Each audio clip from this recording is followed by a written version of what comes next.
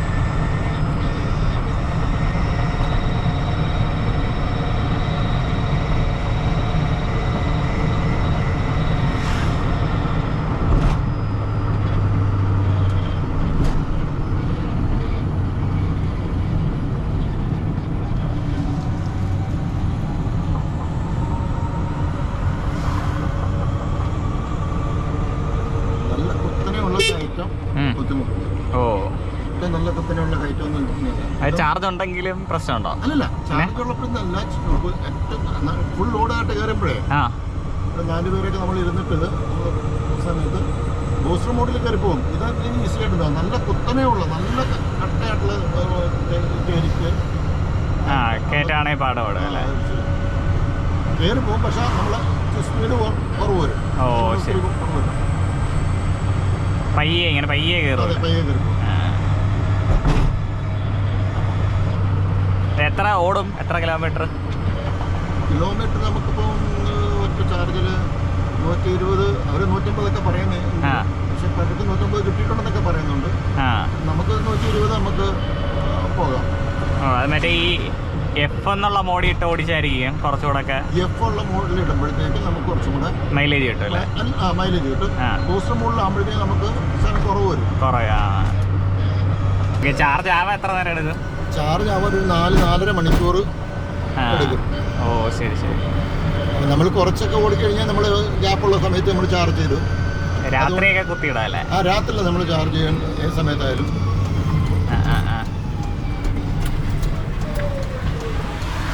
ഇതിന് വണ്ടി വില എന്തോരം ഉണ്ട്? വണ്ടി വില 388 ഞാൻ എടുത്തത്. പക്ഷെ ഇപ്പൊ 4 പുറത്തുണ്ടെന്നുള്ള എമൗണ്ട് കൂടി എന്ന് പറയുന്നുണ്ട്. 4,05,000 ഉണ്ടാവുന്നുണ്ട്. ഓക്കെ.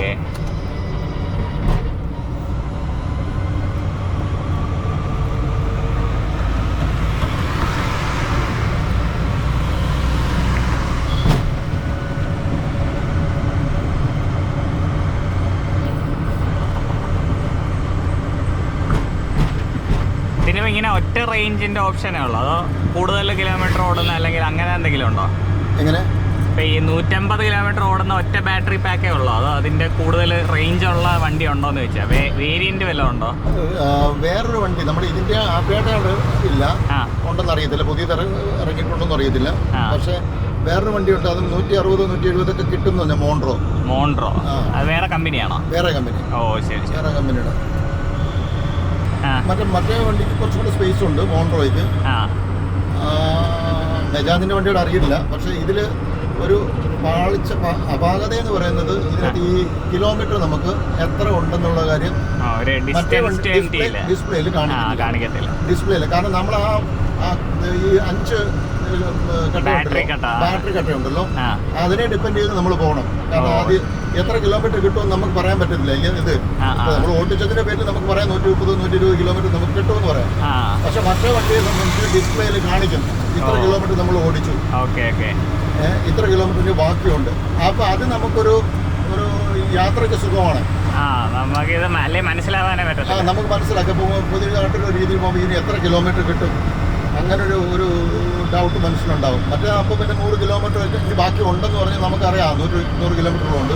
പിന്നെ ബുദ്ധിമുട്ടില്ല. നമുക്ക് ചാർജ് ചെയ്യാനാണെങ്കിൽ നമുക്ക് റോഡ് സൈഡിലൊക്കെ ഇതുണ്ട് KSBയുടെ, അതിൽ നമുക്ക് ചാർജ് ചെയ്യാം.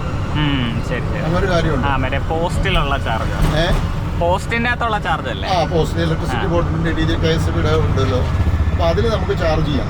ഓ ശരി ശരി. അതാണ് ഒരു പ്ലസ് പോയിന്റ്. എന്തെങ്കിലും യാത്ര ഉണ്ടെങ്കിൽ അവിടെ നമുക്ക് ചാർജ് ചെയ്തുകൊണ്ട് ഒരു ചായ കുടിക്കാനോ അല്ലെങ്കിൽ കയറുന്ന സമയത്ത് കൊണ്ട് ചാർജ് ഇടുക, എന്നിട്ട് ചായ അല്ലെങ്കിൽ ബ്രേക്ക്ഫാസ്റ്റ് അല്ലെങ്കിൽ കാപ്പി കുടിച്ചതിന് ശേഷം പിന്നെ നമുക്ക് അപ്പോഴത്തേക്ക് ഒരു 3 മണിക്കൂർ ഉണ്ടെങ്കിൽ അത് മതിയാവും, കുറച്ച് സമയം ചാർജ് ചെയ്യും. സ്പീഡിൽ തിരിച്ചെടുക്കാൻ ഒക്കത്തില്ലല്ലേ? എങ്ങനെ സ്പീഡിൽ പെട്ടെന്ന് തിരിച്ചെടുക്കാനായിട്ട് ഇച്ചിരി പാടാ വണ്ടി ടേൺ ചെയ്യണം. അത് നമുക്ക് നമ്മളിപ്പോ എല്ലാ ഓട്ടോയെ സംബന്ധിച്ച് അങ്ങനെ ഒരു കാര്യമുണ്ട്. കാരണം നമ്മൾ ടേണിംഗ് ഒക്കെ വരുന്ന സമയത്ത് പോസ്റ്റ് മോഡിൽ പോവുകയാണെങ്കിൽ നമ്മൾ കിലോമീറ്റർ സ്പീഡ് കുറച്ചിട്ട് പോയില്ലെങ്കിൽ അത് വണ്ടി മറിയാൻ സാധ്യതയുണ്ട്, അപകടത്തിന് സാധ്യതയുണ്ട്. അത് ഓട്ടോയ്ക്ക് എല്ലാത്തിനും ഉള്ളതാണ്. 3 വീലുള്ളതിന്റെ 3 വീലുള്ളതിന്റെ അങ്ങനെ ഉണ്ട്. ആ ഒരു കാര്യമാണ് അതിനകത്തുള്ള ഇത്. പക്ഷെ വണ്ടി പറഞ്ഞ പോലെ ഓടിക്കാനും ഒക്കെ സുഖം തന്നെയാണ്.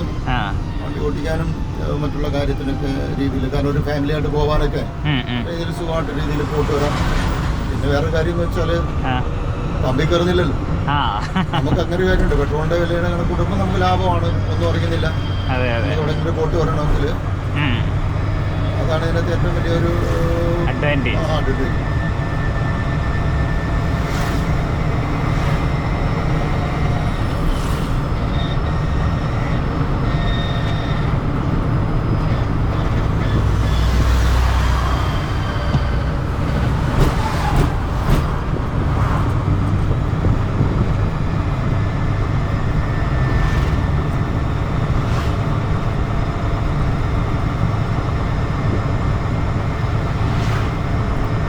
പണിഞ്ഞത് പിന്നെ ബോഡിയൊക്കെ പണിഞ്ഞതിന് എനിക്കൊരു 40,000 രൂപ.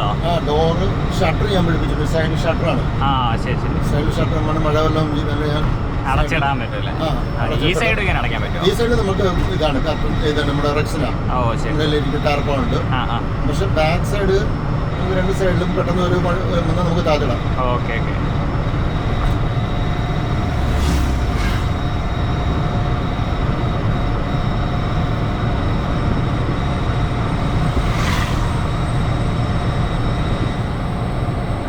വണ്ടി ഓടിക്കാനൊക്കെ സുഖമല്ലേ? ഇത് പിടിച്ചോണ്ടിരിക്കുമ്പോഴത്തേക്ക് കൈ ഒരു ടൈറ്റ് ഉണ്ട്.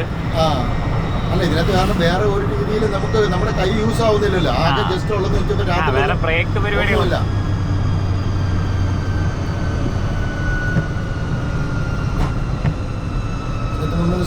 ലൈറ്റ് നമ്മൾ രാത്രി ഓടിക്കുമ്പോൾ ലൈറ്റ് അത് ഇതിന്റെ എല്ലാ സ്വിച്ചും റൈറ്റ് സൈഡിലാണ്. ഏതാ ഈ ഇൻഡിക്കേറ്ററിന്റെയും എല്ലാം റൈറ്റ് സൈഡിലാണ്. ലെഫ്റ്റ് സൈഡിൽ ഒന്നും വരുന്നില്ല. ഈ യഥാർത്ഥത്തിൽ പറഞ്ഞ ലെഫ്റ്റ് സൈഡിലും കൂടെ വരണം. കാരണം നമ്മള് ഇപ്പം റൈറ്റിലേക്ക് നമ്മളിന്ന് തിരിയുന്ന വെച്ചോ, നമ്മൾ സിഗ്നൽ ഇട്ട് നമ്മൾ കൈയും കൂടെ കാണിച്ചാൽ ചിലപ്പോൾ നമ്മൾ സിഗ്നൽ മാത്രം പോയി നമ്മൾ കൈയും കൂടെ കാണിക്കണം. അപ്പൊ അങ്ങനെ ആകുമ്പോൾ നമ്മൾ ഈ ലെഫ്റ്റ് സൈഡില് എന്റെ ഒരു ജില്ലയിൽ ലെഫ്റ്റ് സൈഡില് ഈ ഹെഡ്സെറ്റിന്റെ ഹെഡ്ലൈറ്റിന്റെ എങ്കിലും കൊടുക്കുന്നത് നല്ലതായിരുന്നു. ഇൻഡിക്കേറ്റർ സാധനങ്ങളൊക്കെ ലെഫ്റ്റ് സൈഡില്, കാരണം ലെഫ്റ്റ് കൊണ്ട് ഇപ്പൊ സിഗ്നൽ കൊടുക്കേണ്ട കാര്യം വരുന്നില്ല, കൈ കാണിക്കേണ്ട കാര്യം വരുന്നില്ല, റൈറ്റിലേ വരുന്നുള്ളൂ. അപ്പൊ ആ റൈറ്റിൽ തന്നെ അത് ആയതിന്റെ പേരിൽ ആ ഒരു ഇതായിട്ട് എനിക്ക് തോന്നുന്നു.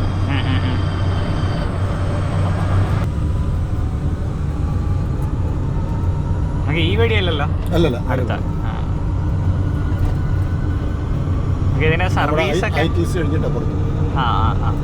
സർവീസിനൊക്കെ എത്ര കിലോമീറ്ററിനാ വരുന്നത്? ഫസ്റ്റ് സർവീസ് 10,000 കിലോമീറ്ററാണ്, ഇല്ലെങ്കിൽ 3 മാസത്തിനകത്ത് വെച്ച്. സർവീസിങ് കഴിഞ്ഞു, സർവീസിങ് കഴിഞ്ഞാണ്. എങ്ങനെയുണ്ട് സർവീസൊക്കെ? സർവീസ് പ്രശ്നമൊന്നുമില്ല. പക്ഷെ സർവീസിൽ 1-2 കാര്യങ്ങളെന്ന് വെച്ചാൽ നമ്മളിപ്പോൾ ഒരു മൊബൈൽ നമ്മളൊരു സർവീസിങ് സെൻറ്റർ കൊണ്ട് കൊടുക്കുമ്പോൾ എന്താണ് നമ്മൾ ചെയ്യുന്നത്, മൊബൈൽ നമ്മുടേതായ രീതിയിൽ നമ്മൾ ഒരു സർവീസിങ് സെൻറ്റർ കൊടുക്കുമ്പോൾ ആ മൊബൈൽ നമ്മൾക്ക് തന്നെ കാണാൻ പറ്റണം സർവീസ് ചെയ്യുന്ന എന്തൊക്കെയാണ്. ജസ്റ്റ് ഒന്ന് കാണാനുണ്ടെങ്കിൽ സ്വാഭാവികമായിട്ട് നമ്മൾ ഇഷ്ടപ്പെടുന്ന അങ്ങനെയുള്ളിടത്തല്ലേ നമ്മൾ നമ്മുടെ മൊബൈൽ. അപ്പോൾ നമ്മളങ്ങനെ ഒരാഗ്രഹം. പക്ഷേ ഇത് ഒരു സർവീസിങ് ചെയ്യുമ്പോൾ ഇവർ സർവീസിങ് അവരുടെ രീതിയിൽ അവർ ചെയ്യുന്നുണ്ടായിരിക്കാം. അവർ സർവീസിങ് ചെയ്യുന്നുണ്ട്. അവർ ഇപ്പം കാരണം അവരെന്തൊക്കെ അത് ചെയ്യുന്നെങ്കിലും നമുക്ക് അത് കാണിക്കാമെങ്കിലേ. ഇപ്പം നമ്മളിപ്പോൾ അവർ പറഞ്ഞു അവർ ബെയറിങ് മാറ്റി, അല്ലെങ്കിൽ ബെയറിങ്ങിൻ്റെ ഗ്രീസ് അടിച്ചു, ബെയറിങ് മാറ്റി, അങ്ങനെ എന്ന് പറയുന്നത് അവർ പറയുന്നൊരു വിശ്വാസത്തിൽ നമ്മൾ ഇത് ചെയ്യുന്നുണ്ടായിരിക്കാം.